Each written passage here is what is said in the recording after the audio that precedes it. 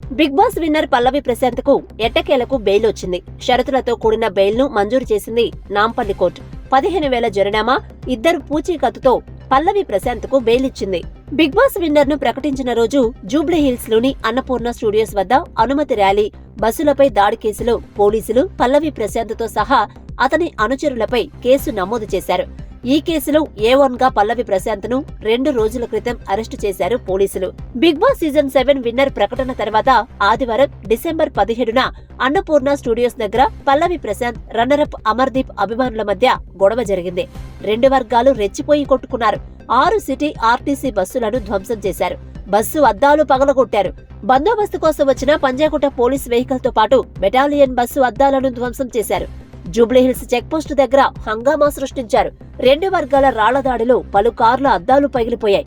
Runner-up గా నిలిచిన అమర్దీప్ కారుపై పల్లవి ప్రశాంత్ అభిమానులు దాడి చేశారు.